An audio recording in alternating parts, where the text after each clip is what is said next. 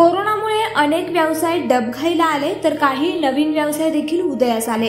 यामध्ये एक व्यावसायिक आहेत ज्यांनी कोरोनामुळे बंद पडलेला मंडप व्यवसाय पाहून हतबल न होऊन जाता मत्स्यपालन आणि विक्रीचा व्यवसाय सुरू करून त्यामध्ये चांगला जम बसवला आहे।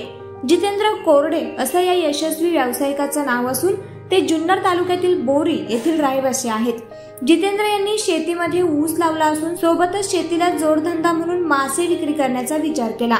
या विचाराला प्रत्यक्ष उतरवत त्यांनी आज एक यशस्वी झेप घेतली आहे।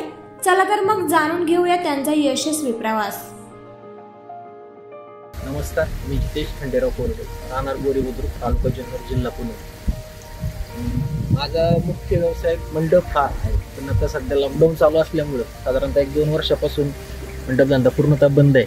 तर त्याला एक पर्याय म्हणून शेतीला जोडधंदा मिळावा या हिशोबाने मी मत्स्यपालन हा व्यवसाय चालू केला आहे। तर साधारणतः एक 4 गुंठ्याचे अशा प्रकारचे 2 पॉन्ड मी तयार केलेले आहेत। पॉन्ड माझा आता रनिंगमध्ये आणि तयार झालेलं आहे, तर माझं प्रोडक्शन तयार आहे। तर साधारणतः आपण बायोफ्लॉक या नवीन तंत्रज्ञानाचा वापर करून आपण मत्स्यपालन हा व्यवसाय सुरू केलेला आहे।